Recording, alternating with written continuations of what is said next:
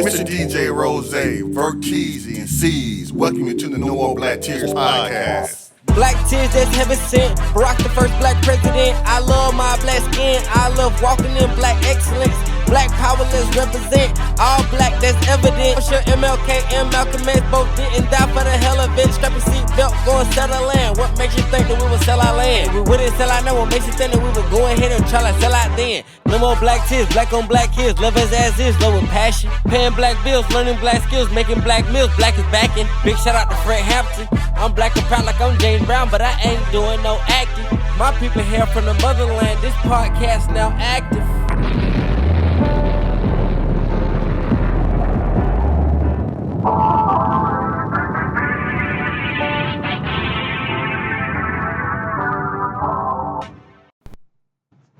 No More Black Tears, we're back in the building. Man, it all happened in the week. Verkeezy, what's going on? So this week in sports, we're going to start in the NFL. So, the NFL is doing their top 100 players. The execs have given you, who they think are the top receivers, running backs, and so on, at their positions. We're going to start off with quarterbacks. We're going to do a top 10 quarterbacks currently in NFL. What you got, Rose? All right, before I get started, I might contradict myself a little bit, but guess what? It's my list. So, like it or take it or don't like it or whatever, however they say it. Of course, we're going Pat Mahomes, number 1. We're going Lamar Jackson, number 2. Josh Allen, number 3. Matthew Stafford, number 4. Joe Burrow, number 5. Jalen Hurts, number 6. Sam Darnold, number 7. Jared Goff, number 8. Dak Prescott, number 9. And Justin Hubert, number 10. And the reason why I got to this madness is because I wanted to put people on the list that did it more than has been good for more than just one season. They're winners, either in the regular season or in the playoffs, and they're champions. You know what I'm saying? So there was some other people I had like I thought were up and coming or good quarterbacks, but like the old people say, they ain't did nothing yet. So it's like Sam Darnold, people probably gonna have some issues with that, but the last, I want to say, 2 or 3 years, he's been good. Yeah, he's been good. He won the Super Bowl last year. Can't deny that. And so some of the younger people, and he's been in the league he hasn't been winning, but he's been in the league for enough time to where those last 2 or 3 years that he did, that meant something. So I got to put him above some of them younger boys that some other people might have above him, but I don't, and I don't want to say it's recency bias because he's did it more than 1 year in a row. So I got to give it to him. I had to put him in the top 10, but that was basically my my thing. I know Pat, he's not who he used to be, but he's still Pat Mahomes. He's still that man. He's still Pat Mahomes. And I almost put Josh ahead of Lamar, but I was like, Josh ain't did nothing more than Lamar did. So he can't be better than Lamar. So it's like, even though the NFL and players things I had him as number 1 quarterback, but last time I checked, Lamar still got 2 MVPs. Josh only got 1. And the one he did win, I think that was Lamar Jackson MVP. True. I agree with that.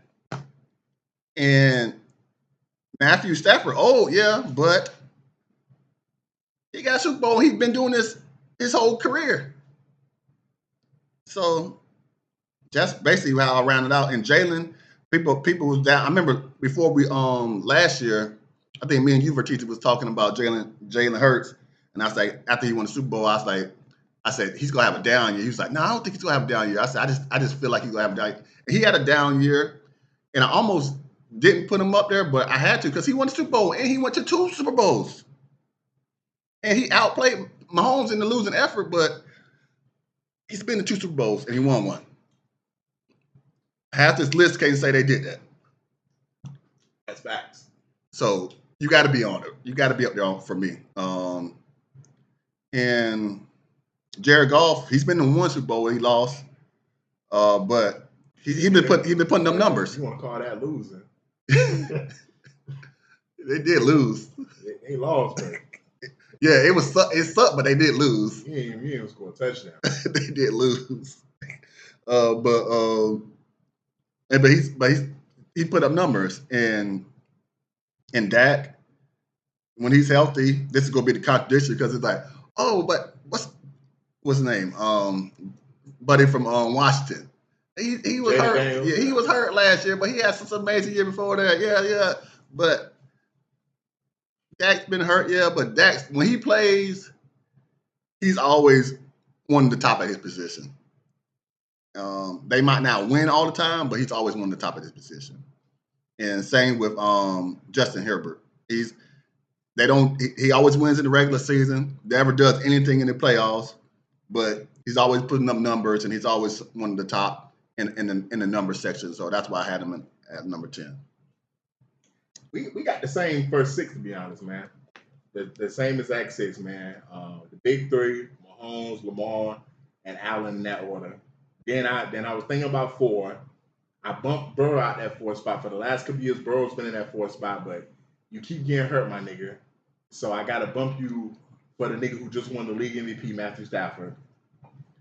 So at the 6th spot, I was like, man, who deserves to be at that 6th spot? I almost put Dak there, but I don't just look at the quarterback position as just numbers you put up. I look at it as like, for me, it's always going to come down to one thing: winning. Like, are you winning? Like, is my team better with you? Because I just look at it from a fan perspective. I never cared the years that Matt Ryan threw for 4,000 yards and we didn't miss the playoffs. But if he threw for 2,500 yards and we made the playoffs, as a fan, my quarterback had a great season. So I just look at it that simple. Hurts got to be number 6. Because fuck the numbers, he takes them to the playoffs every single year. If you make the playoffs in the NFL, this ain't like the NBA. If you make the playoffs, you got a chance to win the Super Bowl. It's that simple. Only like about 14 teams, 15 teams made the playoffs in the NFL, and those are the teams that have a chance to make the Super Bowl. We just saw Seattle have a Super Bowl run, the Patriots have a Super Bowl run. So you make the playoffs, you got a chance to win the Super Bowl. They won that division a couple times. Like you said, the Super Bowl success that he's had. And also, you got to look at Jalen Hurts' numbers different than other quarterbacks' numbers just because he's asked to do certain things in the running game with the touchdowns and stuff he got. So you got to add his, rushing stats along with his passing stats. Is he the best thrower of football in the league? Nah, he's not the best thrower of football in the league. But that's not what he's asked to do in that system. He does what he's supposed to do for them to win. And I don't really think it's too many quarterbacks in the league. If I put them on that Eagles team, they could have done what he's done in terms of the winning. Then at number 7, Dak. I don't know why Dak get the hate he get, man. Probably just because he played for Dallas, to be honest, man. That's what it is, man. Because it just seemed like if you play for Dallas, you're going to get hate because Tony Romo went through it. But ever since Tony Romo's been retired, a lot of people love Tony now. Like he a very I realized, damn, Tony a very likable motherfucker. Like he down to earth. I couldn't stand that nigga with the Cowboys. That's probably what Dak going through, man. Just being a Cowboys, man, being the quarterback of America's quote unquote team. But you can't deny his success, man. The numbers are the numbers. They don't lose because of him. Like whatever their record is, that shit will be worse if I can put it like that. He's winning in spite of that franchise. Because there's years where he's putting up 30 points a game, but that defense giving up 40. And that was when they had Micah Parsons, bro. That's how bad the defense was the last couple of years, man. So, we just saw what he did with Pickens. There's people who finally understand how good Pickens is, but that's not a coincidence. Like when you get a top quarterback like that, it's a reason why Pickens, at the end of the day, people didn't think he would sign that franchise tag. Pickens is smart enough to know, man, I got one of them ones that can throw the ball. I need to be cool where I'm at. So Dak is definitely, in that top 10 for me. My last story is where it got tricky. Because at number 8, I had Caleb Williams.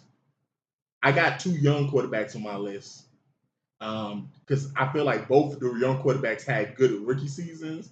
Like they showed me enough in their rookie season where what they backed up in their sophomore run was good enough for me. Like I would have had Jada if Jaden Daniels would have been healthy, for example, and just played a full healthy season and potentially got to come into the playoffs, he would have been probably right around top 5 for me because I don't need to see it for 5 years. Like, hey man, I can watch the game with my eyes and I can tell you, yo, that nigga can play, bro. I didn't need to watch Vic play in the NBA for 3 years. I've been saying he was gonna be one of the best players almost 2 years ago.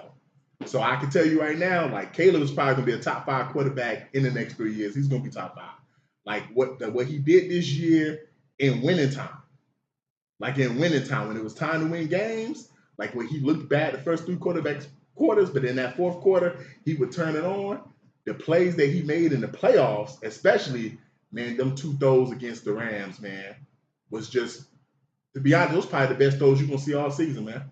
Like that one throw on 4th down where he falling backwards and throws it about 40 yards to the back of the end zone for a touchdown. Like, I just expect him to continue to make plays like that. And those are the plays he made at college. To be honest, we saw this season from Caleb what we thought we was going to saw his rookie season. Mm-hmm. Like, all the plays he made in college that we was like, wowing at, we didn't see that his rookie season. But the second part of his rookie season, he started settling that more. This season, we saw all those wow plays that made us be like, bro, he's probably the most talented person in the position right now in the league.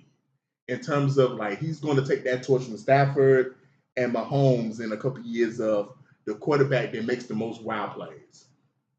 Then at number 9, I didn't go with the other young boy. I put the other young boy at number 10 for one big reason. But I went number 9 with another old head. I went Goff. You know, I ain't got no problem with Goff, bro. I think Goff deserves to be in the top 10. He's consistent, man. He ain't never gonna be great. He ain't never gonna be bad. He's just gonna be consistent, man. He's like a 85 Buick, man. He's just gonna get you the way you gotta get, man. You know, I wouldn't want him to be the quarterback of my team, and that's no disrespect to him, because I just feel like Goff is just. When I look at this list, he does stick out. He the only quarterback on this list that I feel like cannot win the Super Bowl. I'm just gonna say it like that. And that's what made it hard for me to put in my top 10, because I don't really like the idea of having someone in the top 10 that's like, can he legitimately win this? Like, and I'm saying that respectfully in the sense of, I don't think there's not a team in the league I feel like if you put him on, they're a Super Bowl team. So you can put him on the Bengals, you can put him on the Ravens, you can put him on the Chiefs, put him whatever stacked team that's in the league, because I feel like the Lions been stacked the last couple of years. And when they made the playoffs, what was it, 2 years ago, they got embarrassed. So, like, he's just a consistent guy. You're not going to really lose because of him, but you ain't going to win big games because of him, man. He going to put them numbers up, and, you know, I think he's a decent face of the franchise. He doesn't put his foot in his mouth. He seems like a good guy, you know. He just reminds me of a upgraded version of Kirk Cousins. Like, I never thought Kirk Cousins was a top 10 quarterback, but I thought, like, he gives you a good floor. Like, you don't have to worry about missing the playoffs with Jared Goff. He gives you a good floor, and that's worth something, you know, because it's not like it's too many other quarterbacks. I didn't feel comfortable bumping him from Sam Darnold because he's done more than Sam Darnold has in his career, even with the Super Bowl. I didn't feel comfortable bumping him for Jaden Daniels because of the injury concerns from last year. I was not going to bump him for Baker Mayfield. Baker Mayfield was not going to sniff this list. So when I really sat down and thought about it, it just really wasn't any other quarterback to go with. I mean, I say this. There's one quarterback that didn't make the list that some people be like, well, you could have put him there, but I got more respect for Goff than I do that nigga. And the number 10 was Drake May.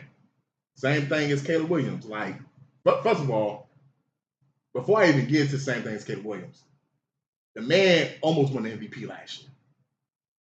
Like, it was one of the closest. Like, if one nigga would have voted, the nigga who voted for Justin Herbert, if he would have voted for May, May would have won MVP. So, like, that alone, he deserves to be in the top 10. But same thing like Caleb, man. Like, rookie season was solid. And I remember, and TJ, you know, friend of the pod, he was the one who had to tell me this. I was like, Drake, man. And he was like, nah, Bertizzi, man, he good, man. I saw him, because he a Georgia Tech fan, so he saw him in North Carolina. He was like, nah, he good, man. That white boy can play, man. And I ain't gonna lie, halfway through his rookie season, I was like, Drake May might be able to play in this league. And that's all, to be honest, that's all I've been looking for the rookie seasons is, do you make plays where I could be like, yo, he could probably play in this league, versus, man, that nigga don't know what the fuck he doing. This. He had time. He done took a job. For both of them. Yeah, but I'm talking about the whole season. Yeah, the whole season. I didn't see no bright spot from you. Yeah, you probably ain't the guy, bro. You probably ain't the guy. But if I could just see a couple moments of brilliance where it's like, yo, I can see why they took him, then that's all I really want from a rookie, because I don't expect Jaden Daniels. Like that's abnormal. He hurt everybody else for me. Once he did what he did, it's like it's not fair. It's not fair to put that on everybody else. Because that season he had was unbelievable. It's not fair to put that on everybody else as a rookie coming in as a rookie. Oh yeah, Jaden Daniels. Yeah, that's what I'm saying. Like, it's not fair, I don't expect that. Like but to be honest, I don't expect, for those who remember Matt Ryan's rookie season, I don't expect that for you to be just solid and lead the team to the playoffs. I expect more of like Peyton Manning rookie season, where it's like, yeah, you might fuck up a lot, but I see stuff. Like like Lamar rookie season. Yes, he was terrible. That playoff game was horrible his rookie season. But if you watch that rookie season and if you know football, you could not have watched his whole rookie season and not been one time like, if he put it together, he can be a league MVP. And that's what I saw in Drake May rookie season. Like, man, if he can just cut off the interceptions, the arm strength is there, the mobility is there. Like, he could do something in this league. And then this year, I didn't think he would do it that quickly, but he put together a very efficient year, a high touchdown year, and I feel like he don't get enough credit for, man, who the fuck was this nigga throwing to all year, bro? Like, outside of Stephon Diggs, who we thought Stephon Diggs' career was over last year, and he don't have a job right now, he was throwing to a lot of the receivers that niggas did not have on a fantasy team. And I saw it because I saw the waiver wire. You niggas was picking up some of these receivers after they was having one good week and starting them the next week, and then being disappointed that he took another receiver you didn't know, and that nigga had a good week. Like, he was doing that last season. Kayshon Boutte would have like 100 yards one week and 2 touchdowns. Then it's like that nigga get 20 yards the next week and another receiver get 100 yards. Like, he was really doing that with a group of niggas that I was just like, yo, bro, who is these niggas? So, like, yeah, just for that, Drake May deserved to be in that top 10. He would have been higher. But what really dinged him was there was nothing in the playoffs I saw that I liked. That there was nothing in there was nothing in the postseason that I saw. There was not a single game where I was like, yo, he didn't show me none of the Drake May I saw in the regular season. It was literally the collapse. Like, that's when they fell apart, was the playoffs. Yes. From every week, bro, from the Chargers game to the Texans game to the Broncos game, then to the Super Bowl. And the reason why it didn't get talked about enough, the Chargers game, you wasn't the worst quarterback in that game. Herbert was. The Texas game, you wasn't the worst quarterback. C.J. Stroud was. In the AFC Championship, you wasn't the worst quarterback. Like, that really is what saved him, is the fact that the other quarterback on the other side of the field, for some reason, decided to have their worst game of the year. That's another rookie quarterback that did really, that almost brought the ball, C.J. Stroud. Yeah. And he's probably one of the reasons why I was like, let me take another look at these guys. But I'm gonna say this right here, like, and that's the thing with this, to your point. That's why I feel more comfortable doing it this way, where the rookie quarterback shows me glimpses his rookie season, but then the second season he plays better. Because the rookie season, teams don't know how you play. They can't scout for you, so you can have a C.J. Stroud year. Versus, like, teams actually had the book on May and Caleb Williams. So, like, you're supposed to do better in your second season. So, I'm confident with that. But, yeah, May just didn't do nothing in the postseason that I just saw was cool. But at the end of the day, I did say at the beginning, winning matters, even if it's ugly. So, you got to the Super Bowl. I can't give you an A+. I can't give you an A-. I give you a C+ for the postseason. Bro, I can't fail a nigga that got to the Super Bowl. So regardless how bad the stats were, I gotta give him passing grade because nigga, only 2 niggas got to the Super Bowl this year. And before the season started, if I would have said, yo, how much money you want to bet that the 2 quarterbacks in the Super Bowl going to be Sam Darnold and Drake, man, ain't nobody at this table would have took that bet. Hell. You know, so hey, you got there and good for you. But then I ain't gonna lie, man, the most alarming nigga that I didn't have that I know people listening might be like, yo, where he at? Man, Justin Herbert, bro. Like that was the only nigga you had in your top 10 that I was like, yeah, I don't know about that, man. I was just talking to MGH about that sorry ass nigga. I was damn, like, bro. man, nah, because I told MGH, I say he do everything, bro. He got long blonde hair. He's 6-something, bro. Probably fuck mad bitches for hours, bro. That nigga could throw the ball a mile, bro. He athletic. He do everything you want to correct do, except win. And we giving this nigga credit for inheriting a team that was already, people forget that when he got to the Chargers, they was already a solid team. He didn't go to no sorry ass team.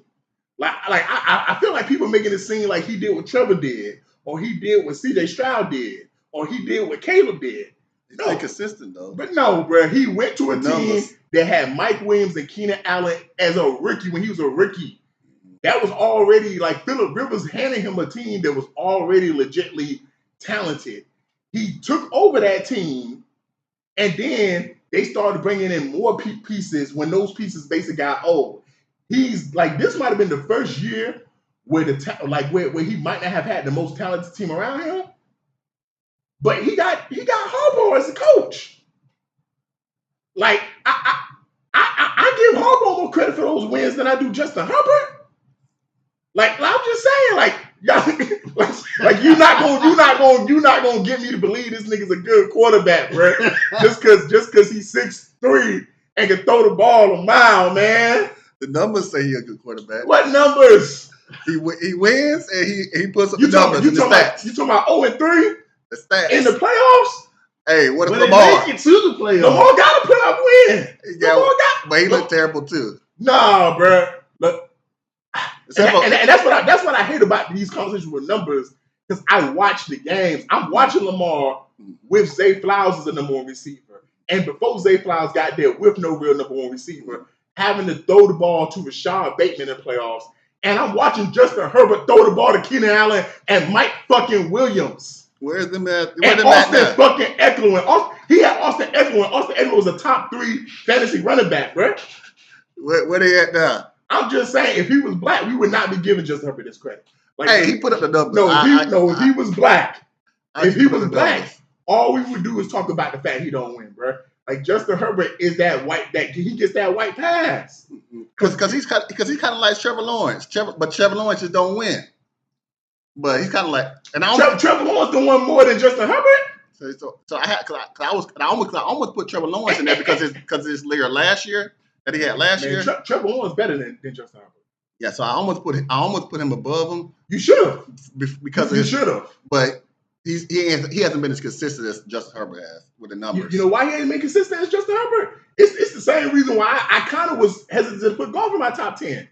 Like I really feel like we don't look at what these niggas are playing with no more, bro. But golf has always had talent around him, Brandon. Except for that rookie season when he had Jeff Fisher as the coach. Once he got McVay, he's always had talent. When he went to not Dallas, but Detroit, nobody knew anybody on the team other than him.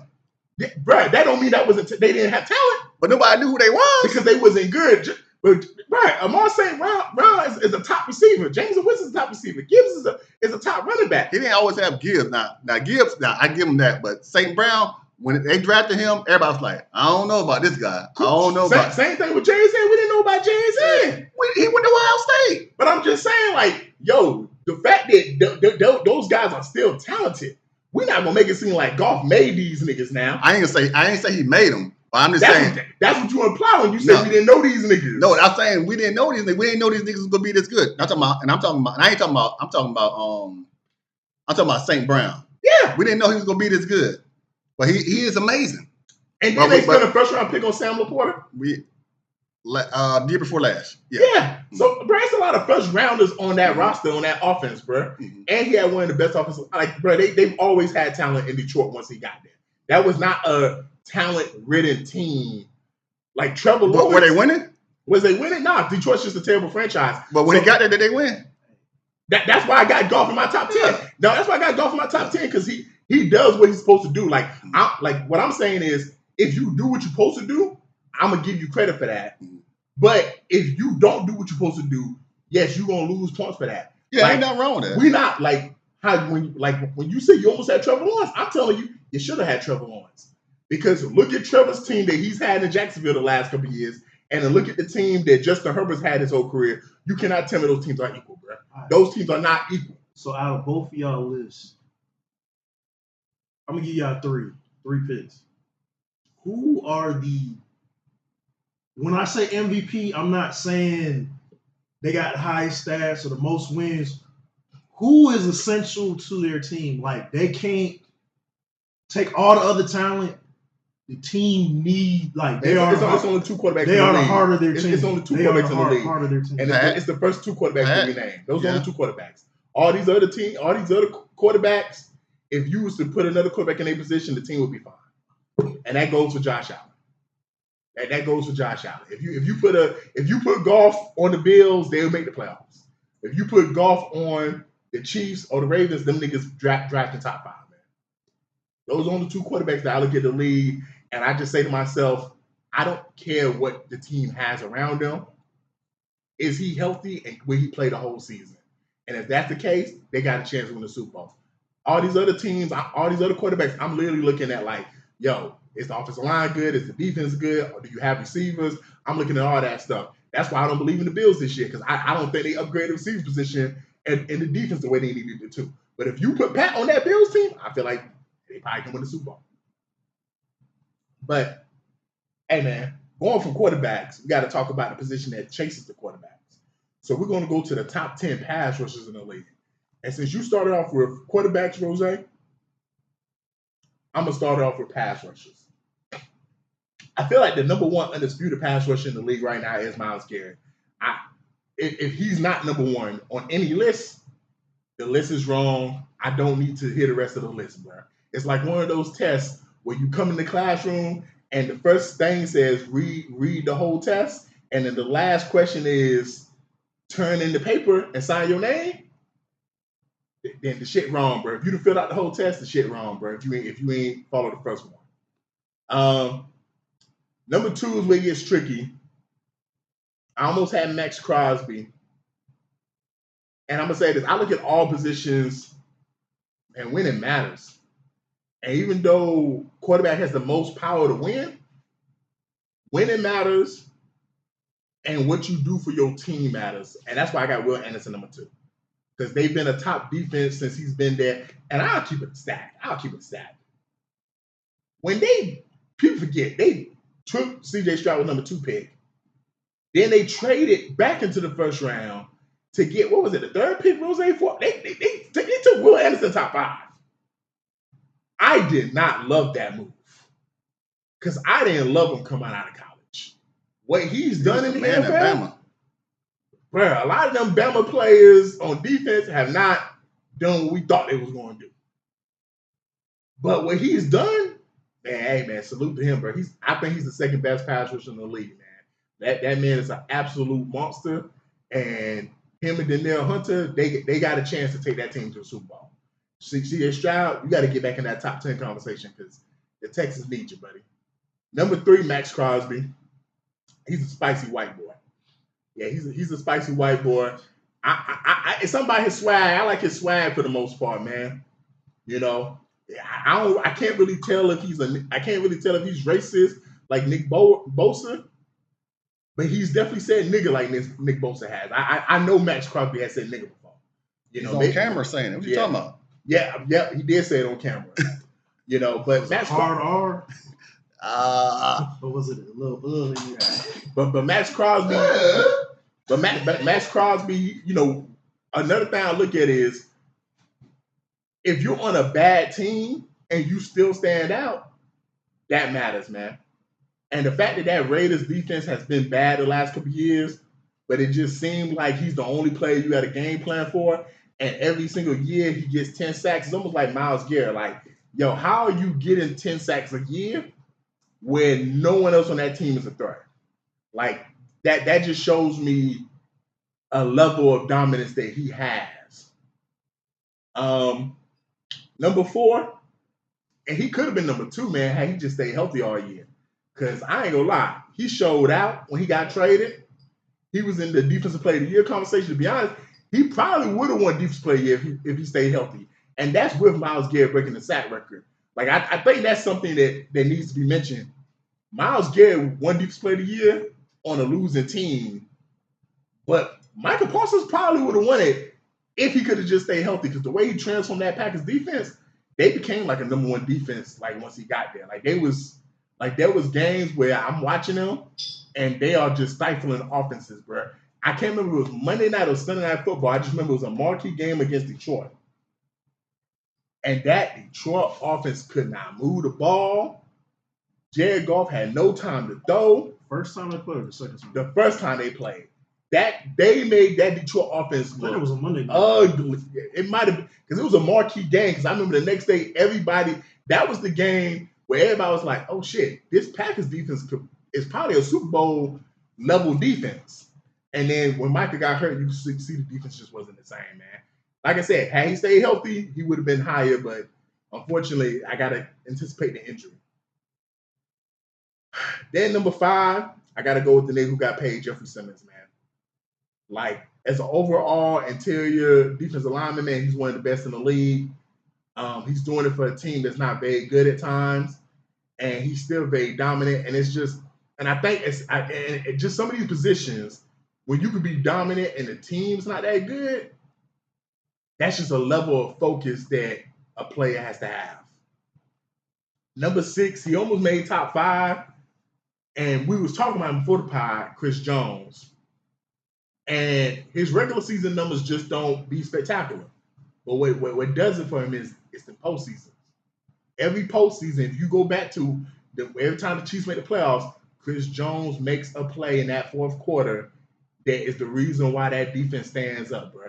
He's like, go back 2 postseasons ago when they beat the Bills. It's Chris Jones that is wrapped around Josh Allen as Josh Allen is throwing that ball from his backside and it goes through the tight end's hands or whatever on that 4th down. They gave the Chiefs the win. Like, it's Chris Jones is always making plays at key moments.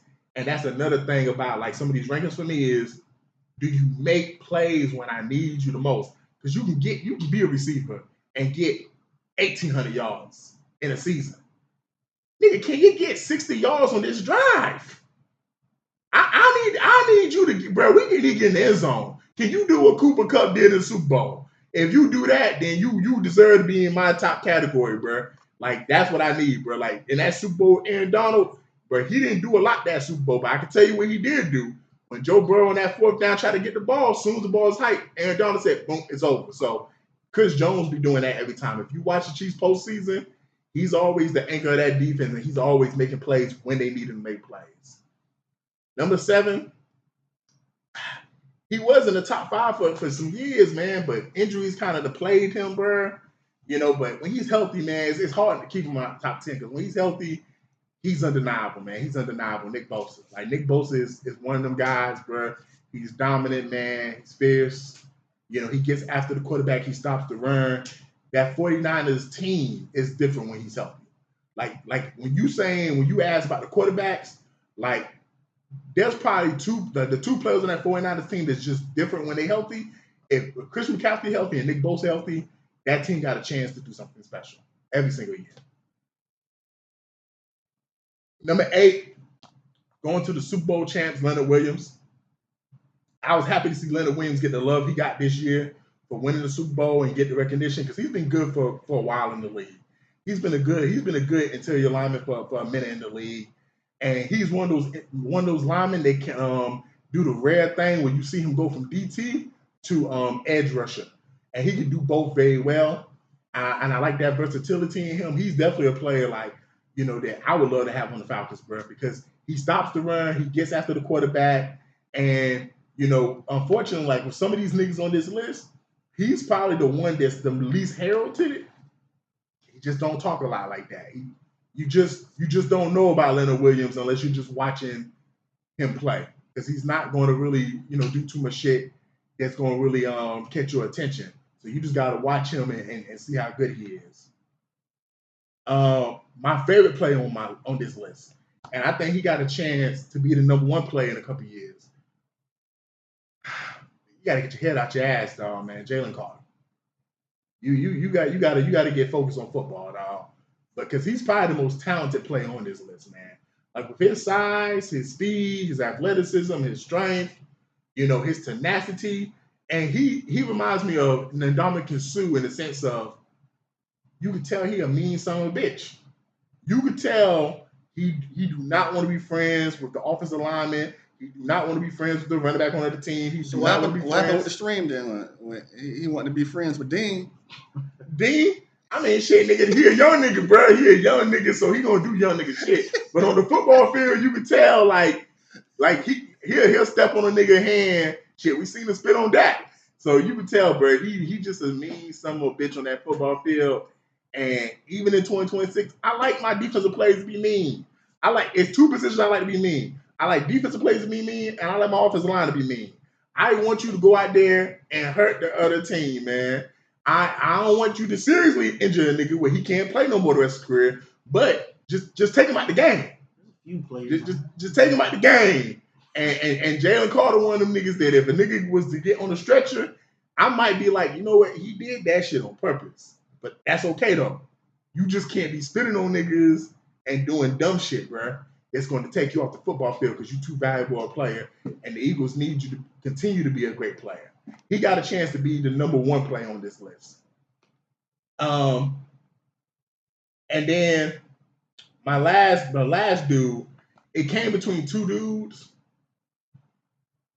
and I went with this dude over Jared Verse, and I like him a lot. I like Jared Verse a lot, But I went with this dude because when it matters, when it does matter, Nick Bonito. What he does for the Broncos, like his ability to get to the quarterback, they run a complex scheme system. Like, yes, they got a great secondary, so that helps him. That gives him more time. But if you watch the Broncos defense, which this season, because they was on prime time and it was good, I actually got a chance to watch them. And I was like, yo, who's this nigga just getting to the quarterback every single play? Who's this nigga like just being disruptive? And like he was in the running for defense player of the year. Like Nick Bonito is definitely like a top 10 pass rusher / defensive lineman, whatever you want to categorize him in this league. Jared Versus, he probably deserves to be in this list. I'm not gonna lie, but it's a lot of talented defensive linemen in the league right now, man. Because some people probably have Nick Bonito even higher than number 10, to be honest.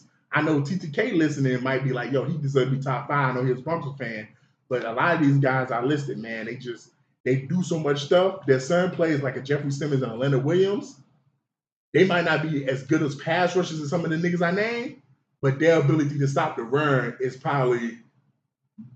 probably the two of the better run stoppers in the league in terms of guys who can stop the run and get after the quarterback. Because there's guys like Dexter Lawrence that can stop the run, but he can't get after the quarterback no more. So yeah, that'll be my top 10. All right, my top 10. We're going Myles Garrett. Doesn't need to be explained. Then I'm going Michael Parsons because he's been doing it for 3+ years. Every time he's on the football field, when he's on the football field, offenses have to change their offense because of him. So that's why I got him number 2. And then just because of his size too, it's like he doesn't look like he should be doing the stuff that he does. He doesn't look like he should be tossing people around and then chasing Lamar down, and he just does a lot of stuff that like he really did. He can do that. And, like you see him and like talking about Michael Parsons. Yeah, I'll be honest, man. Micah, he's that generation of guys that because I don't think he played pass rusher at Penn State. Like I think he was a linebacker. And then they transitioned him to pass rusher. Yeah, he's excellent at it. Yeah, I just wish he stopped to run a little bit more, but he's excellent. And then I got Will Anderson, number 3. He's just been solid. He's been solid his all college, all all his years in the NFL. And last year he broke out. Now people know his name. Number 4, I got Aaron Donald. You know what I'm saying? So we're gonna assume that he coming back. He's coming back, man. Hey, he tried to sneak that in there. It's already. Y'all seen the picture of him on the field? He's coming back. Hey, put this. If he coming back, the list is wrong. He should be number 1. He sat out a couple of years, so I'm gonna put him at number 4 if he comes back. But yeah, I was talking to TTK before you move on about Aaron Donald. It's so crazy because people keep saying Miles Garrett is the best defensive player of this generation, and I told TTK, I said, man, niggas gotta stop with that shit. Him and Aaron Donald played in the same generation, and nobody was talking about Miles Garrett when Aaron Donald was on the field. That's how bad Aaron Donald was. Yeah. So number 5, I got Leonard Williams at number 5. If Aaron doesn't come back, he'll be number 4. Chris Jones at number 6 or 5. It all depends on Aaron, but yeah, I'm just gonna say 6. Then I got Jeffrey Simmons, and then I got Max Crosby. Then I got Jalen Carter, and I got and then I got Darius Lawrence at number I think that's number 10. But if he's not, if Aaron Donald does come back, that would be number 10. If he does come back, that'd be number 10. If he doesn't, I got Brian Burns on the list too, because he's been doing it for a long time, and he showed up last year on that sorry New York Giants team. He was the only bright spot they had, him and Lawrence, but he showed up though. Nah, Burns was a very good pick, man. Like I said, it's a league full of talented defensive linemen right now, man. Because Brian Burns he deserved to be in that top 10 conversation too, man. He deserved to be in that top 10 conversation.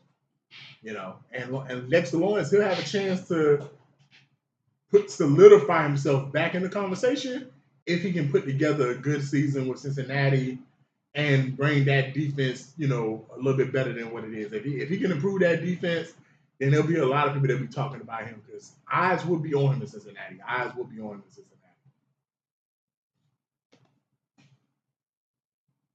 Was there any player that you surprised that I had in my top 10? Because we only differed on like 2 names. No, not really. Not really.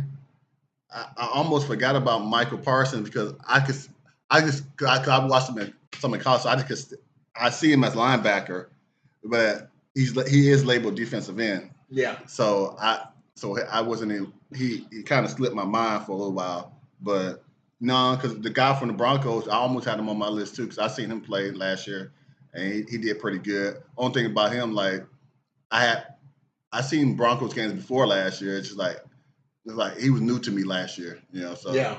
So it's like so I had to put some of the guys that has done it multiple years above him. That's the only knock on him is he doesn't have the body or work of some of these other guys. The year before he was okay, but this year you can see that for some reason it just clicked. He was able to put everything together for some reason, you know. But I thought your list was great, man. The only person I probably wouldn't have touched is maybe Dexter Lawrence, you know, just because I felt like he took a step back last year. Because I felt like with all that talent on that defensive line, I just thought that defensive line as a whole would have been better. And there was times where they probably needed him to step up, and he didn't. But Brian Burns, I thought was an excellent pick. Because niggas like Brian Burns, it's easy to forget about niggas like him, sees, when the team is that sorry. You know? Because he came from a sorry team. Yeah, exactly. Like, so to go from the Panthers, where he was great at the Panthers now, and to go to the Giants and he's still been a great player, like it's easy to forget about players like that are dominant when they're on such a bad team because you're just not focused on them players. But you're not, especially if the defense is giving up 30 points, you just want to assume that nobody on the defense is good. Nah, it's niggas doing their job on the defense. It's 1 versus 10 others. Like, I'm doing my job and these other 10 bitch ass niggas don't want to do shit, dog. I don't know what to tell you, bro. So, yeah, Brian Burns, man, I'm happy to see that he got some love, man, because he deserved to be in this conversation. Moving on from the defensive line, we talk about we both had Jeffrey Simmons on our list, so we're gonna go into the AFC South. We've been breaking down the divisions, and now we're on the AFC South, which holds the Titans, the Colts, the Texans, and the Jags. This division was very interesting last year, fellas. The only sorry team in the division was the Titans last year, but they had a rookie quarterback, so some people found that interesting to watch. You had the Colts, who was leading the division most of the year. Unfortunately, Daniel Jones got hurt.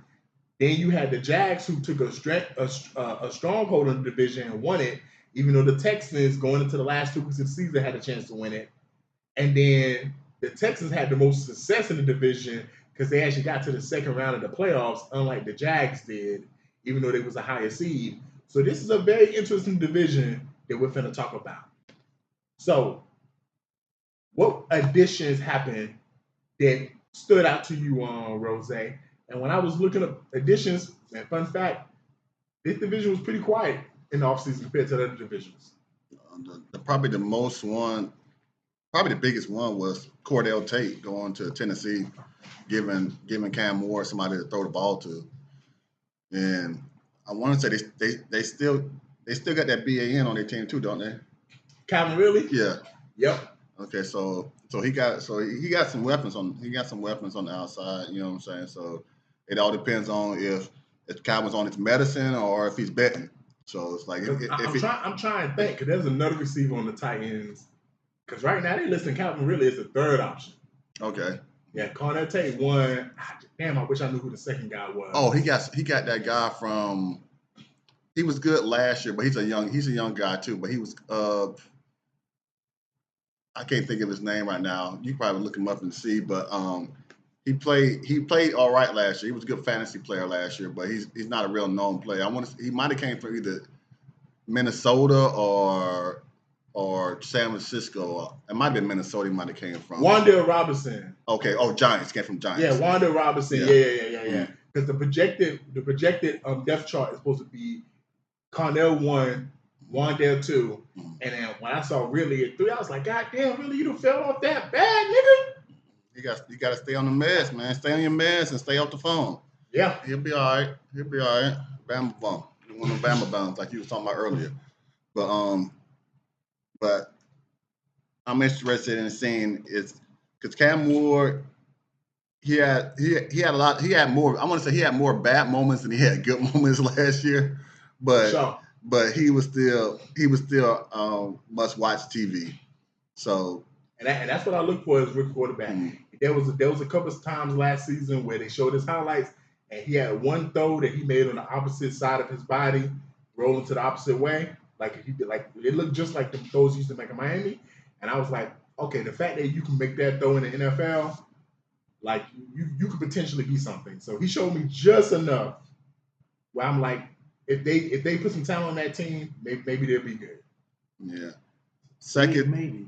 Yeah, but he was good. But he was good at Miami. He's been good all his career, but he was in college. But he was overlooked. But he's always had the talent, and he's always had the heart. You know what I'm saying? And that's Rose, to me, when I'm looking at rookie quarterbacks, the mental part of it I don't give a fuck about, because that's going to take time. Do you got the physical tools to play? Because there's some rookie quarterbacks I see, like Marcus Mariota, I can tell his rookie season. You can't play in this league. Dylan Gabriel last year, you can't play in this league. I just need to know, can you make certain throws against certain coverages in this league? And once I see that, and if you have athleticism, I'm like, we'll see if everything else develops. And one thing Cam did last year, he showed me that he got the arm strength to make the throws in this league. And that's the number one thing before I even worry about everything else. The second thing is the make or break of C.J. Stroud. It's the make or break time for him. Like either you are or you not. He cut his hair. He hasn't been talking this offseason. So it might be time where he come back around. It might be that time where he come back around. Can I ask a question?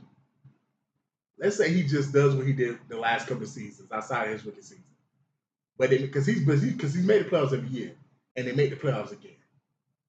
How do the Texans walk away from that? That's the thing about it. They're not going to walk away from it. Yeah, They're not. If he makes the playoffs again, they can't. But it's going to suck for them because they never go do anything. that's what I'm saying. That's what's so. Man, I hope he looks close to that because if he can get back to that rookie C.J. Stroud, this is a really talented team. Mm-hmm. So he ain't even got to get back to the rookie. If he could be 75% of that rookie. Yes, man, yeah, because that rookie season he was top 5 quarterback that rookie season, man. So you're right, just 75% of that, man. Because I'm with you. If I'm the Texans, I'm gonna pay him if we make the playoffs, but I'm gonna be grinding my teeth as I'm doing it because it's like, man, I just really feel like we're spinning our wheels. Yeah, he's like another quarterback in his division that got paid earlier in his career. Daniel Jones. Well, he got paid twice. It's like, but Daniel Jones never had a season like C.J. Stroud had. Nah. But he is white though. It was the fact that if we who we got behind him, and he got a cool name, Danny Dimes. Nobody. So it's like they're just good enough to do. They was in that same gray area the Giants was. So it's like, yeah, sometimes it seems like it's better for you to just take your medicine, bro, mm-hmm. and just say, fuck it, let's just walk away from it, dog. Mm-hmm. So that's what the Giants should have did. They should have never paid Daniel Jones. Yeah. Instead, they should have paid the nigga they let go to Philly. Yeah. They could have paid both of them, but they didn't want to. That's what the general manager said in the little thing, right? Yeah, that's what he said. and guess what? He said, he had all these running backs. So I know you probably didn't see it. It was like Hard Knocks general manager sees, and the Giants gentleman Joe Shine had other running backs' names, and I can't remember the running backs, but put it like this: the other running backs was just guys, like almost backups. And they said, yeah, man, we don't think as much of this between Saquon and this nigga right here. And I'm like, I would have never aired that shit. I would have never aired that shit, bro. To say that it's not a much difference between Saquon and this nigga. And then guess what happens the following season? Saquon rushed 2K. And they won the Super Bowl. Should have got fired. I don't know how he still got a job. And he still has a job. Yeah. And I'm just like, okay. Let a nigga do that. Okay. Fired yesterday, the day before. Same day. So, and then can the Jaguars have another good season? Because they always have, every year they have glimpses of, oh, snap, this is it. This is going to be the year. Last year was the year, but can they do it again? As trash as I think Lawrence is, he's really not. He's actually pretty damn good. Mm-hmm. And it's Travis Hunter physically looks different. So is that going to transpire into? It's always with this division. It's either going to go one or two ways. This is the only two ways I see it. Either it's going to be very competitive, especially around playoff time, or it's going to be one fucking dominant team and everybody else is just fucking trash. It's going to be competitive. It's just the Texans and Jags alone are just too talented where one of them is going to dominate the other all season. So it's going to be at least competitive from those two teams. But it's like overall, all four teams going to be competitive. Like, Titans probably going to be pretty bad. And to be honest, they need to be bad. I think they're a very they need another top pick to really. They seem like a very disorganized, poorly run. And I'm not even talking about the coaches. I'm talking about like general management, ownership. They seem like a very poorly run organization. They've been poorly run for some years, man.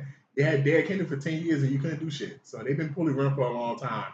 Quarterback's been their issue.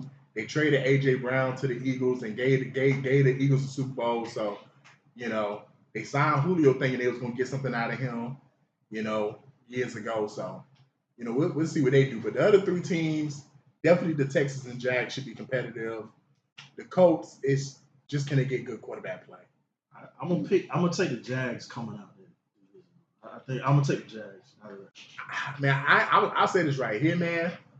I think DeMeco Ryans is the best coach in the division, but Liam Cohen, and he set the ball very low for himself with that Duval. But I'm just gonna be real though. That man, what he did with that offense, and he came from Tampa Bay? Where he came from? Yeah, Tampa Bay. Yeah, the OC there, I ain't gonna lie. I didn't know he had that kind of offense in his game. he made Trevor look a lot better than he has his whole career. If Liam Cohen can continue to coach like that, like he did last year, the Jags got a very bright future, man, because when you look at their roster, you got Parker Washington at receiver, you got Jacoby Myers at receiver, you got Brian, damn, I can't think of his name. He was a rookie the year before. Yeah. You got him at receiver. You got Travis Hunter, who's probably going to be playing more DB, they said, than receiver. Thomas Jr. Yeah, Brian Thomas Jr., thank you. And then at the running back position, they got decent running backs. So it'll be interesting to see, how good they are. As far as key moves, it just wasn't really a lot of moves made by this division. Like you had the Titans who drafted Cornell Tate and signed Wanda Robinson. They was making some moves, but those was more so moves not to win the division. If I'm being honest, we got to get our young quarterback weapons, because the second thing sees when I'm looking at young quarterbacks, okay, he got the talent. Now we got to get him weapons, because we can't really identify can he play or not if we don't give him people to throw to. So now this is going to be a really good receiving core he has. If he can't do nothing with this receiving core, then maybe you understand that you don't have the guy you need to have. And to me, this second season is all about just continuing to develop Cam Ward for the Titans. Then with the Texans, they made a couple moves. They probably made the biggest splash move by trading for David Montgomery. Because from a team perspective, we can say quarterback was the biggest hole. And at times, C.J. Stroud was more of a detriment than a service to the team. But on paper, they feel like they got the quarterback position filled. Last season, the position that really was just a hole in that team was running back. They had somebody named Woody Marks running the ball. Let me remind y'all that. They had somebody named Woody Marks running the ball. Let me say that one more time. They had a nigga that sound like a woodpecker from a 1990s cartoon show named Woody Marks running the football. This year they got David Montgomery, who has been a solid running back his whole career. And that's a major upgrade. They also, to that secondary they have, which is one of the better secondaries in the league and one of the better defensive lines, they signed Reed Blankenship, who's a really good safety. When I saw that move, I was like, so they really trying to really solidify that defense too. As far as the Colts, they ain't really do shit, man. They brought Daniel Jones back, and Rose, do you think they should have did that, bro? Because I just feel like I probably let Daniel Jones just walk, dog. I probably would just let him walk, bro. You see who played at quarterback last year? They ain't got nobody to let him walk too. I just wonder why would he keep getting lucky, because every time he go to a team, they ain't got nobody else behind him. Because I'm just like, why was Malik Willis not an option? They ain't want to pay him. Yeah, man. So that, we'll see what happens there. I don't even know if he's projected to start the season, man, because of his injury last year. So they might have to start old boy from Florida, man. I can't even think of his name right now. But they might. You talking about Anthony Richardson. Yeah, Anthony Richardson, man, who he hoodwinked the whole league with that combine he had, bro. Like with all them crazy numbers he had, the whole league, he went from being a 5th round quarterback to, man, we take you 4th overall, bro. That was the worst thing that could have happened to that nigga, bro.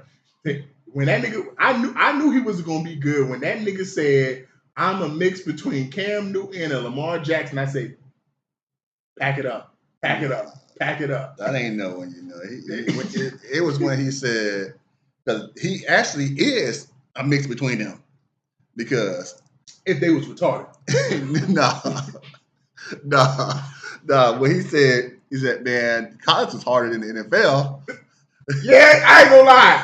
It was like after the first game, he had the audacity to say that shit, and it was like, nah. And in 3 weeks, it was like 3 weeks later, I don't know what I'm doing out here. Then to last year too, this nigga took himself out of the game. You hurt? And I was just tired. Yeah, man, your career over, bro. Yeah, so like that's the biggest thing for them. Who's gonna play quarterback for them? And then with the Jags, They didn't really have no real moves. They did lose Travis Etienne. I'm trying to think, who did they replace at running back? Or did they just basically upgrade from within? I don't know. I don't remember them picking. They might have drafted somebody. I don't know. Yeah. So, but they didn't really have no big moves. I think it's just year 2 of the Liam Cohen. How is year 2 going to look? Because to what we were saying with the quarterbacks, rookie head coaches are the same way. You usually expect the rookie coach to struggle because they stay first year coaching. Sometimes it can be a little alarming when a rookie coach has the success that Liam Cohen had, because now is it, can he maintain that success, or was it more of a fluke? And that's going to be probably one of the things to see for the Jags is Liam Cohen an actual good coach, or did things just come together last season? Especially now that people have his offense on tape for a year, y'all. Our defensive coordinators around the league going to dissect this offense, and is he going to be able to adjust? Because one thing about the best offensive minds we see in the league, from Mike LaFleur to Kyle Shanahan, bitch ass nigga, to Sean McVay, they have the ability to continue to modify their offenses. So it seems like the league is never fully catching up to them. And Liam Coleman, that's going to be, okay. Barshaw 210s to run it back. Okay, cool. Yeah. I remember him last year. So they just upgraded from within. He was a decent fantasy running back, so I guess they decided to give him the full load this year. So as far as who you picking to win the division, though? Defense wins championship, so I'm going Houston. Yeah, man, I ain't gonna lie, man. I'm sprung because the Jags had a very good defense last year too. Shout out to that boy Josh Allen, the one at defensive end. Mm-hmm. You know, he almost made my top 10. Actually, he was on there before I put Michael on it because I forgot about Michael. Yeah, so they got a very good defense too, but Houston defense just seemed like it could be nasty. And they got Hunter. He's almost top 10 too. Man, let me tell you, bro, it's the last time I remember seeing a team that had bookend pass rushers was the 2000s Colts with Robert Mathis and Dwight Freeney, and that was scary when they got up. That's the issue. The issue with the Texans going to be, man, CJ, can you let these boys eat? Because if you can put up the points, these niggas want to hunt, and all you gonna allow them to hunt. But if you doing what you did last year, bro, them niggas cannot hunt. Luckily for him, those are most pass rushers can't stop the run. Hunter and Anderson can stop the run, but man, gotta let them niggas hunt. But I'm gonna go Texans just because I think the defense is just so talented, and I'm gonna sound like a sucker. We're gonna be able to play this back after the season. I'm gonna roll the dice with CJ Stroud, man, and just bank on a good season from this nigga, man, and just hope that playoff loss he had, where he had 5 turnovers, y'all.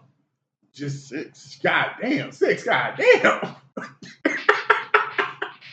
Oh man, I just gotta hope that, man, that was the wake-up call he needed. That's why he cut his hair. That's why we ain't been seeing him stream, because someone set him down and said, "Look here, bro."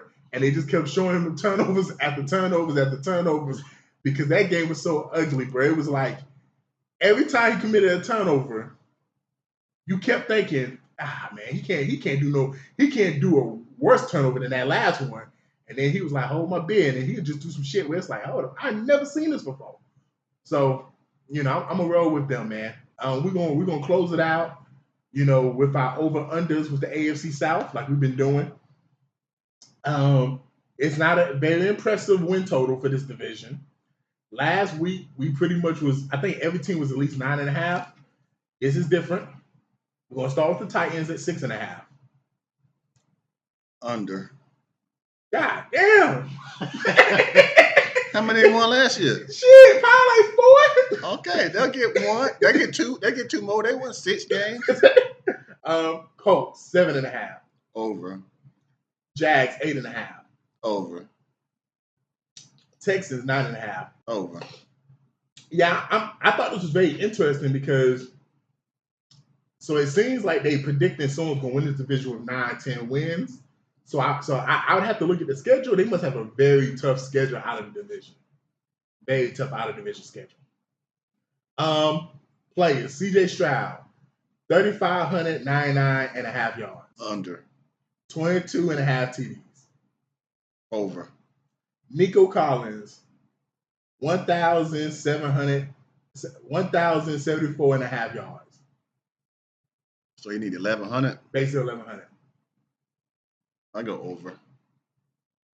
6.5 TDs. Over. David Montgomery, 825.5 yards. Under. Yeah. 5.5 TDs. Over. Cam Ward, 3,299.5 yards. Under.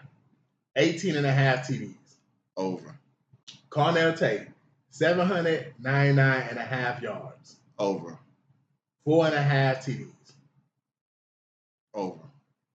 Trevor Lawrence, 3,749.5 yards. Under. 25.5 TDs. Over.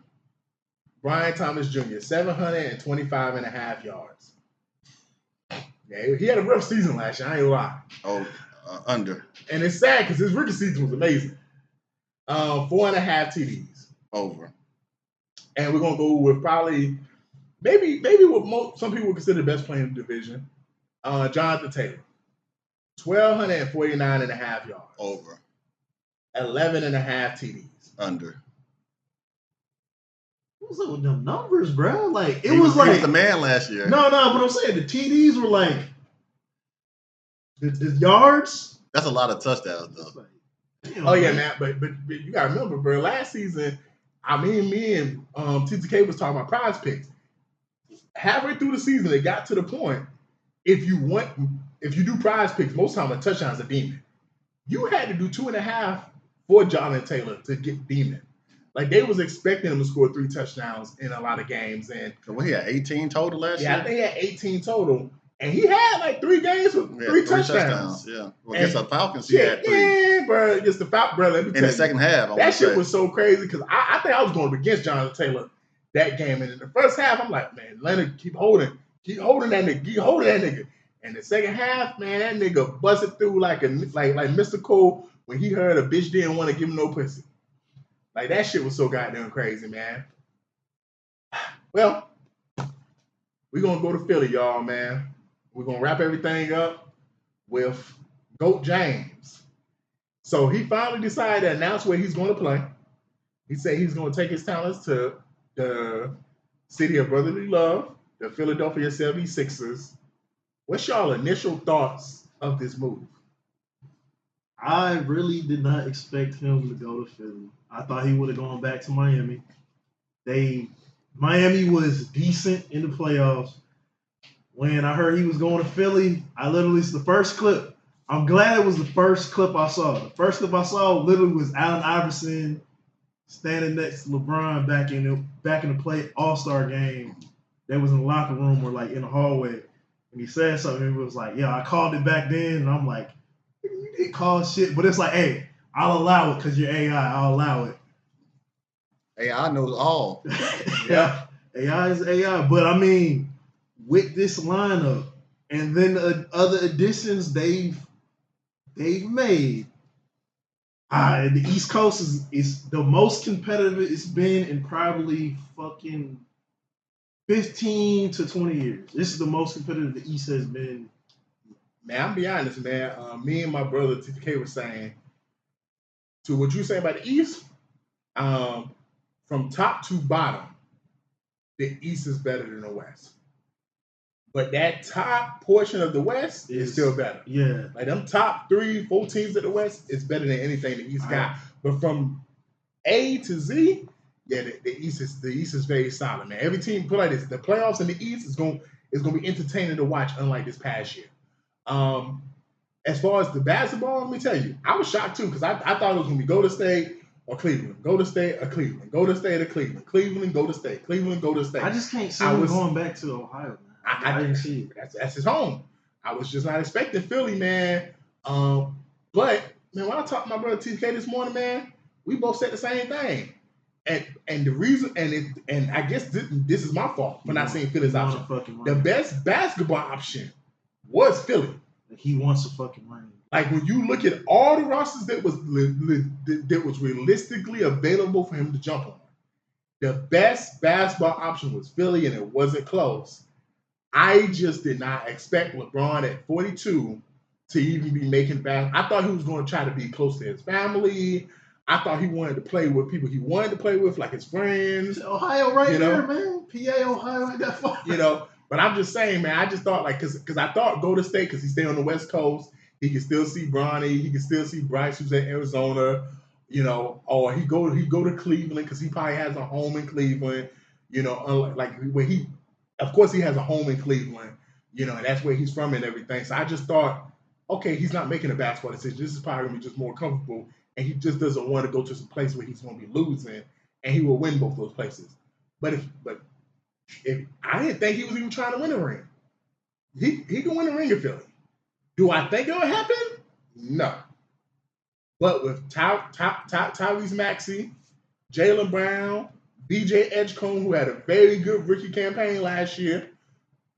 That's exactly how I had that lineup. They said potential lineup. That's exactly himself and Joel Embiid. The only issue, and I think, and me and my brother TK was saying, this is why we think it took so long for him to make the decision, because I think he probably knew he wanted to go to Philly. I just think he probably just was really thinking, do I want to bet on Joel Embiid's health? Because when he's healthy, Joel Embiid is still a top 3 center in this game. He's still a top 25 player. I think with this lineup, it's the first time. Nah, they've had talent in Philly, bro. I mean, it ain't about the talent with Joel Embiid. It's about, can that bitch ass nigga back in his knees and his ankle. And last season, it was his face for some reason, because he's always had an ugly face, but for some reason, he broke an orbital bone, that shit. Like, it's just, and then, what else he had? He had like an appendix issue last year or something? Or he had some kind of surgery that took him out for like 3 weeks or whatever. It's just always something with this nigga. I'm surprised he didn't catch COVID when COVID was around, because it just seems like if there's ever a reason for this nigga not to play, something gonna happen to this nigga, and that's the only issue with this is I'm surprised LeBron also made the decision because of that. Because I feel like, if I'm being real, I feel like LeBron, he's too smart to bank on Joel Embiid. He had to have made this decision with one or two things in mind. I don't give a fuck if Joel Embiid play or not. We can win without him. 2, I've already talked to the Philly organization and they front office. We packing that nigga Joel Embiid out. That nigga finna be gone for the season. Because, and the reason why I'm saying I just can't see him bet on Joel Embiid's health, we just saw it in LA for like 6 years, Rose, him having to bank on AD health. And AD and his prime was better than Joel in his prime, if you ask me. And that's the only reason why LeBron put up with this shit. But there was just years where LeBron, as an old man, kept trying to pass the torch to AD, and AD wouldn't take it because for some reason he kept getting hurt. It got so fucked up that goddamn Charles Barkley and Rose started calling AD street clothes. That's how fucked up it was. I don't know why they don't call Joel Embiid that, because the nigga sit at home watching basketball more than playing basketball nowadays. But yeah, this has the opportunity to be a very scary team, and I think it's good for the league, because Philly is one of those organizations like New York. When Philly's good, it just seems like the league is better. Like with the Knicks winning the championship last year, or the success they was doing in the playoffs, you could just see the basketball world just rise like it hasn't risen in a minute. And Philly's one of those teams that when Philly has a good team, it seems like more people are just, they ride for their city. Yeah, they ride for their city, but the basketball fans overall just like Philly for some reason. And for some reason, it just seems like black people like Philly, man. And it's going to be interesting because there's so many famous Philly fans. From Mark Lamont, he's a big Philly fan. My brother, Dr. Noah Johnson, he's a Philly fan. Kevin Hart posted some shit yesterday. I was like, oh, yeah, you is a Philly fan, ain't you? So it's going to be crazy to watch them Philly games and see all them celebrities there, and LeBron taking pictures of them celebrities because he's bigger than all them niggas combined. So, yeah, it's definitely an interesting move, but it's one that I want to see what's going to happen. My last thing is I just want to see what's going to be the pecking order. Because Tyree Maxey needs the ball, Jaylen Brown wants the ball, and we saw last season LeBron can play without the ball, but who wants to see that version of LeBron? I think it's safe to say, fellas, we all want to see the version we saw against Houston in the playoffs, where he has the ball and he's making the decisions, and I just don't know. I feel like Jaylen Brown can play without it, even though he wants it, because he comes from a system where he's had to. Maybe I just haven't watched enough of Tyree Maxey. You can correct me, Rose. I don't know, can Tyree Maxey play without the ball, because he is a point guard. Even though he's not a facilitator, that is the position. I just don't know, can he just give LeBron the ball and let LeBron run the show most of the game? It's good. He's kind of like Kyrie, so it's going to be kind of like the Cavaliers. Okay. That sort of thing with Maxey. Brown can shoot, and he also can post up, and he can play with the ball. But I think it's going to be more LeBron starting off with the ball and then finishing on the wing. Okay. Cutting into the basket and things like that, working off or doing a two-man with Joel Embiid and that sort of thing, going back door. I think it's going to be a lot Why of are that you stuff. lying? I think it'll be something. I think it's really going to force Embiid to actually like. Nigga, why y'all lying? No. I'm saying, hold on. What I'm saying is, they're going to force. You know how he's had. It seems like he's had to be a little bit more mobile. It's like, no, sit your big ass in the pocket. He ain't doing no two-man with Joel Embiid, because Joel Embiid not playing like that this year. Hold on. Yeah. If he does play, it's going to stay your big ass in the pocket and dump the ball. No, he's going to be shooting more. He's going to be more of a Marc Gasol at his later years when he stood up past like at the 3-point line and that's why he's going, because if he's down low, he's going to get hurt. That's what I'm saying. If he's down low, he's going to get hurt. I think he's going to be more at the top of the If he's key. doing any kind of mobility, he going to get Kind of like Cat played this year in the playoffs. Yeah. It's going to be kind of that role. He's not going to be down there begging. I don't think so. No. He can't, not no more. So it's going to be, that's why I say it's going to be a high pick and roll with him and LeBron. He not setting Hey, no he screen. be all right. He going to get hurt on the screen. Hey, he got the face mask. He'll be all right. But I kind of thought he was going to Philly, especially after the Brown trade, because but then news broke that he might be going to Miami. So I was on the fence with Miami and Philly.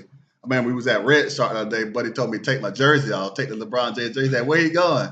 I said, "He going to Philly." Yeah. And I said, "If he don't go to Philly, he going to Miami." And I just felt that because the executive, one of the executives said, with the Philadelphia Eagles, Mike Ganson or whatever his name is, he played high school with LeBron, not on the same team, but he played high school with LeBron. He was he was like the second best player in the state. I think he got runner up when Mike Ganson's senior year. He got runner up to LeBron, but LeBron James was a junior. Damn. The best basketball player in Ohio. So I don't know if they played against each other. I don't know that, but I know they knew each other back in high school. Can you imagine if LeBron would have got runner up and he would have been best basketball in Ohio? For the next 30 years, he'll been telling everybody, listen, hey, you know LeBron, right? When we was in high school at the same time, man, they said I was Mr. Basketball in Ohio. Mm-hmm. So he had a connection in Philly. So I kind of, that's why, because he's always working off connections. He's a connection guy. Yeah, LeBron's smart, man. He one of them niggas that actually understands the importance of networking. Yeah, so that's why I was kind of leaning towards Philly, especially after the Brown trade. I was like, yeah, I just couldn't. I really couldn't see it. I still can't see it looking at him in the jersey. I still really can't see it. But also, for me, I thought the best basketball decision probably would have been Denver, him playing with Jokic and Murray and Aaron Gordon. That was the best basketball decision. I just don't think it was realistically on the table. Yeah, so but the thing about think about it, like, now you want to take less money. Yeah. But then you don't want people to look at you like you're doing, like you just going to the best team or the best option to win. You don't want people to look at you. That's what Rich Paul was saying. But you could have been taking less money. You've been 40. Yeah.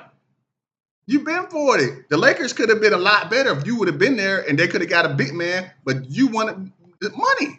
I think what it was in LA, I don't want to put this on LeBron because I respect him. I think what it was he didn't give a fuck about winning once he won that first ring in LA. I think all that matters to him is he just wanted to be comfortable, get his money, play, and be respectable. But if he's gonna leave his home and go to a place that he don't know, I think it's like, well, what am I doing it for? I gotta win. Yeah. So and then then if he could stay to LA, I think he would have stayed to LA if that was an option. Yeah. I think he it was an option, but I don't think he wanted to. I don't think he wanted circumstances. I don't think he wanted to. Had to clean house again. No, because he's only making $4 million. He could, with the contract he signed with Philly, he could go back to LA right now. Nah, but I don't think he wanted to. But he don't want to go there. He didn't want to. I don't think he want to take a pay cut in LA. Yeah, see, that's the thing about if you, because that's why you know it's about winning. He wants to win. He wants to win a championship. No, but if he could have got his money in LA, what I'm saying is I think he would have stayed in LA. I just think that he didn't want to play that kind of basketball where he the number 3 guy behind Austin fucking Reeves. But he the one that got to coach the job. So he basically the coach. And so he's like, you got your best friend, not your best friend, but you got your podcast partner, the job. So I know y'all backstage cooking up the plays. Hey, side note, LeBron a hustler. The way he played the Lakers, he made the Lakers draft his son, sign his homeboy to be the coach, and then Pat don't fuck about it there. And then listen about basketball. And the Lakers like, hold up, we didn't want this nigga over here, and we didn't want this nigga. We only got both these niggas because you said you wanted them. Yes. Y'all see that clip of Bronny locked up? He said, "Oh, I guess I'm locked up. I guess I'm off the team." I would have deactivated that key. Same day LeBron said he was coming back. So my thing is like, if I was the Lakers though, I'll be petty too. Because that I ain't like that. I don't like that. I ain't crazy. I ain't like that. But if I was to do all these moves and say, all right, bye. Yeah, so if I was the Lakers, guess who's going to the Summer League? And guess who's going to the D League? And guess who's about to get cut before the season gets started? LeBron James Jr. I would try to trade that nigga to the worst team I could in the league. Nah, man, you get cut. We'll pay you, son. We're going to pay you. I don't want to cut him. You know I don't want to cut him because I don't want him to find his way to Philly. We can go to Philly. Go ahead and go to Philly, but they ain't got no room for him. Yeah. He wouldn't even make the Philly roster. Trade that nigga to the Kings, bro. Hey, they're that's still too close to home. Hey, their D-League team is probably in Ohio. Yeah, I can't think of who worse than the Kings right now. You got to say the Brooklyn. Trade that nigga to Brooklyn. Either Brooklyn or the Pelicans. Yeah. You gotta. That's what you gotta give to. Or put him with them young niggas in Charlotte. You gonna be with them young niggas in Charlotte. Yeah, and I would say put him in the basement and have him be a basement baby, but he'd be home still. Yeah, he'd still be home. You know, after the game, his mom be like, "How was your day at work, Bronny? They didn't give me the ball today, man. And man, you know they cover up the banners." No, I think they in their new stadium now. Oh yeah, they is in their new arena now. I forgot. Mm-hmm. But before we close it out, though, do y'all think? And this is a 2-year deal. LeBron did say this is his final move. 2 things.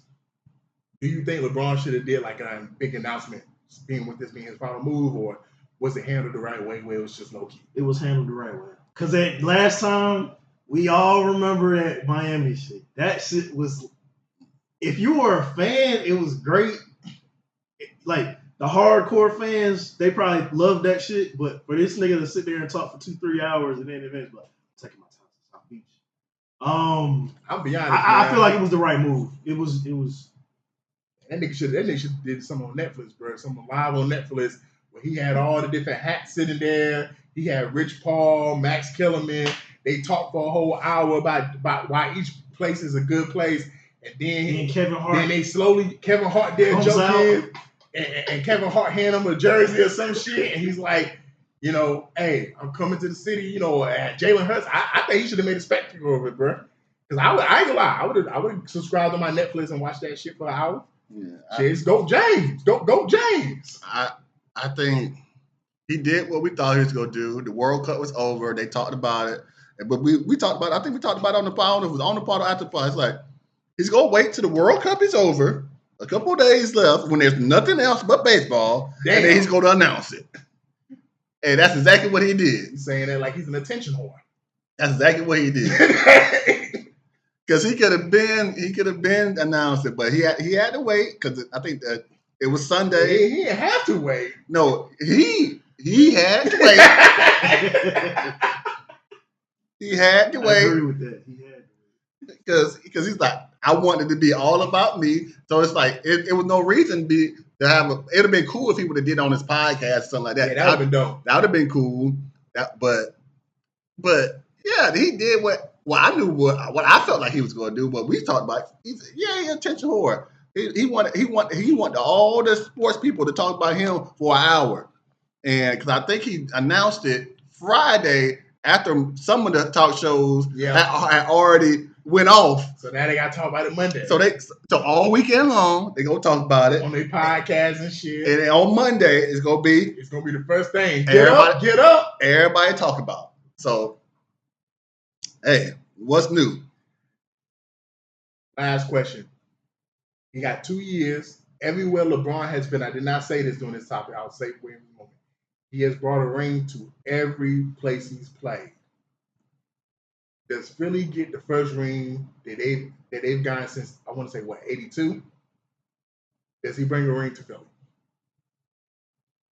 I want to say, in the team, all the teams that you just said, he brought every team he went to, and every team that he went to, they was in a playoff drought and a championship drought. Yeah.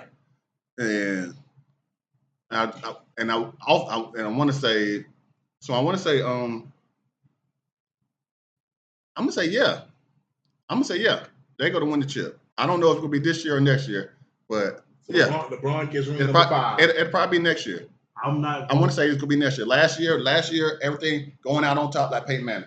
Y'all probably gonna say I'm copping out. I'm gonna take it one step back. Guaranteed finals. Guaranteed the Eastern Conference champions will be Philly this year. I'm not gonna say they win the whole thing, but I guarantee that. You say they get a ring. You say they get to the finals. Does getting into the ring, does getting to the finals, does that move him up wherever you got him ranked right now?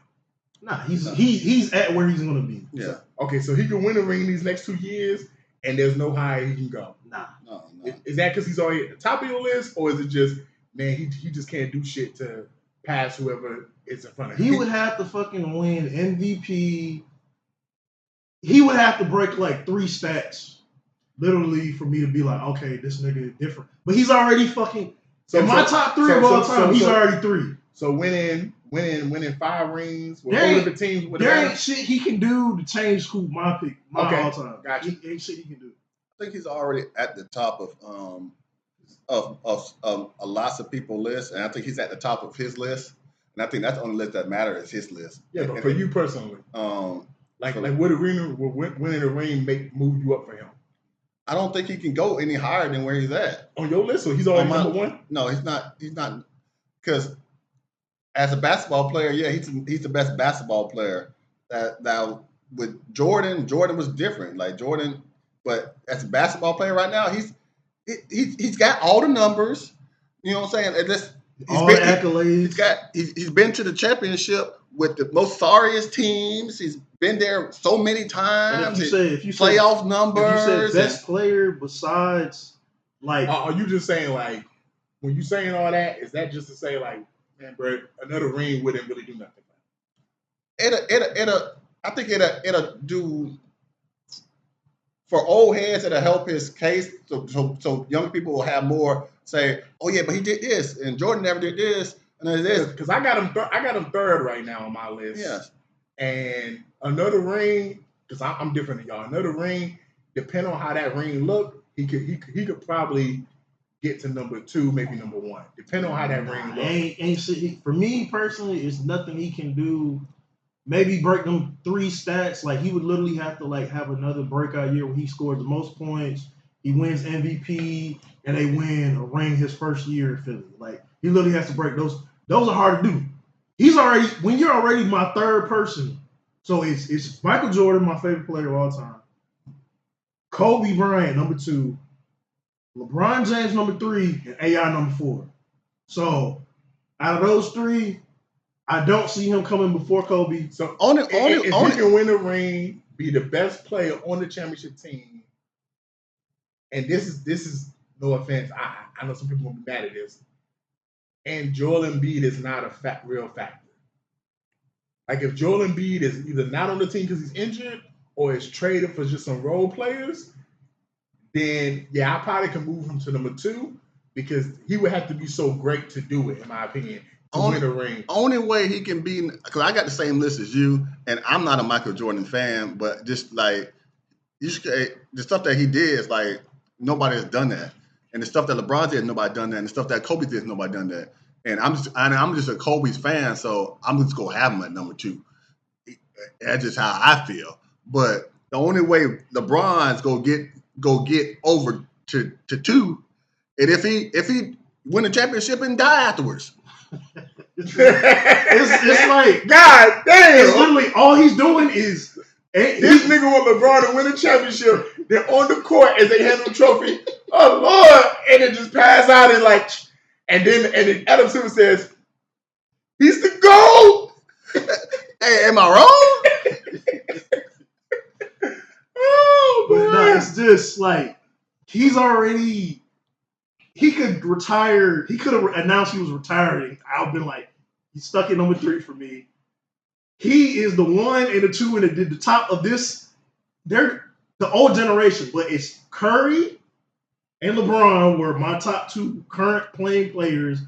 But, I mean, the factor is LeBron's been in the league so damn long.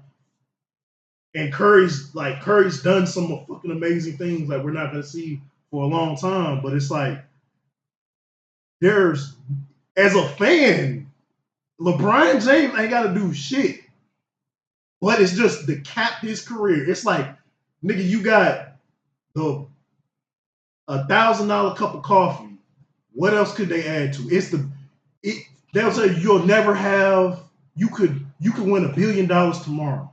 You could surf the highest mountains and the lowest lows and the valleys and some hybrid shit that grew in the lab. It's the best cup of coffee you ever gonna have, and you just won the Super Bowl. You know what I'm saying? Like there's so many accolades. Yeah, it's just the cherry on top of this shit. Yeah, this is literally what this is. Yeah, but I have him as the best basketball player. Like it's just the fact that I have him as the best basketball player. Okay, so that's okay. Explain that. So you got him the best basketball player. So Michael's not the best basketball player because what is Michael the best then? Like when you do your rankings, like what is he number 1? Best of all time. Yeah, so it's just like what though? Basketball. Yeah, because he's saying that LeBron's the best basketball player because they played 2 different positions. That's why like if they was all playing the same position and they all then are you trying to say like the best Swiss Army knife? Yeah, just like he's like that's just basketball. Like he just done it all. So you basically doing that conversation they used to do a couple years ago, like best athlete, and then some people would say Muhammad Ali, but then usually the older people would be like Bo Jackson. And then it would list off the fact that he played multiple sports. Yeah, and it's like, because Michael Jordan's the best championship, you know what I'm saying? The best champion, you know what I'm saying? The best to ever do it, the champion. Like, he did it at the height of any championship player could do. But you can't take away all the stuff with LeBron. Like, when you look at the numbers, he's at the top of all the basketball stats. Talking about LeBron?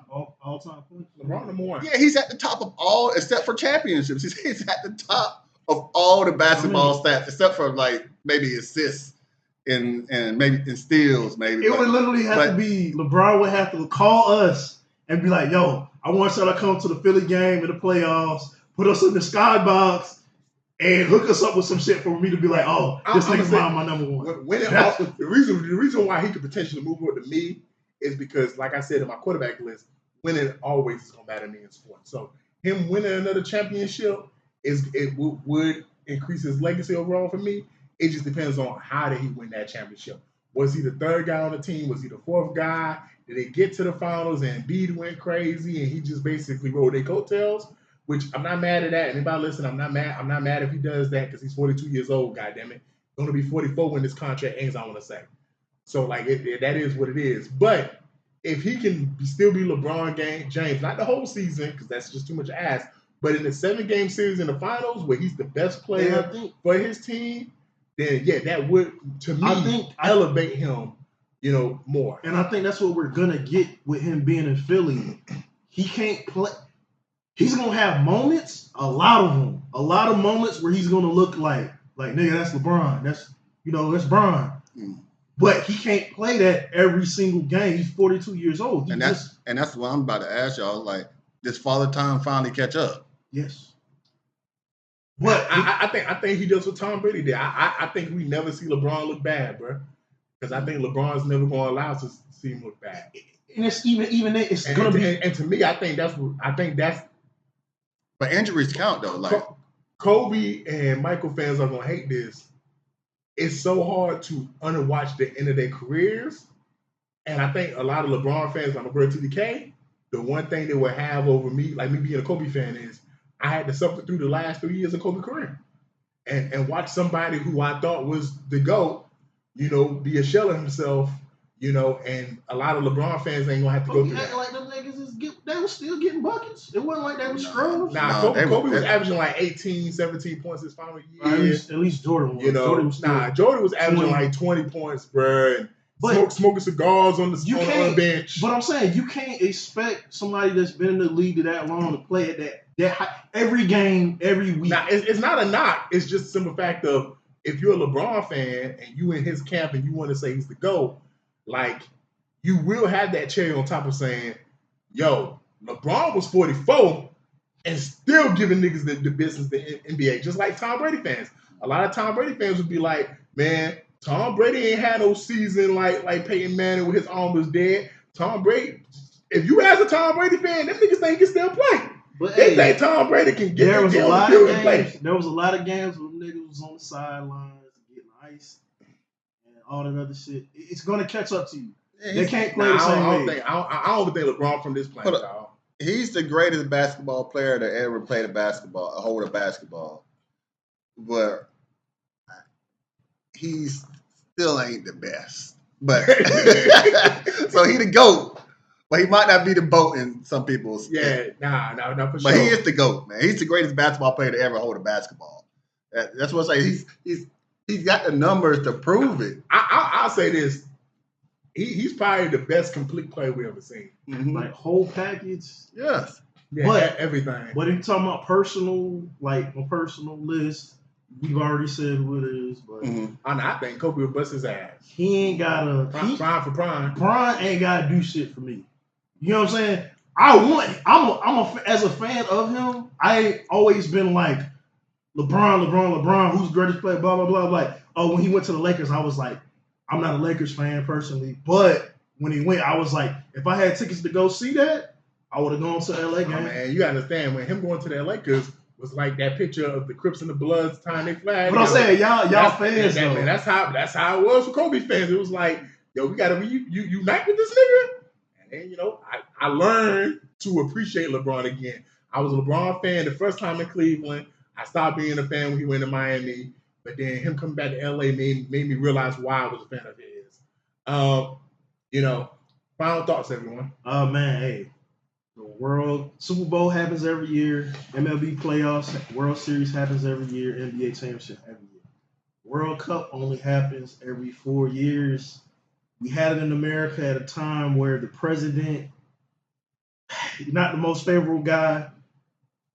I thought shit was gonna go left and be worse. The shit was exciting. I actually worked the event. Worked for FIFA. I wish I would have had a different position, but it was dope all in the same. I didn't get a chance to actually go inside the stadium, but I was at the stadium for the last game in Atlanta. Seen a lot of celebrities, people that are not normally fans. It's just, once you in that crowd, like from FanFest was free. Big Boy performed.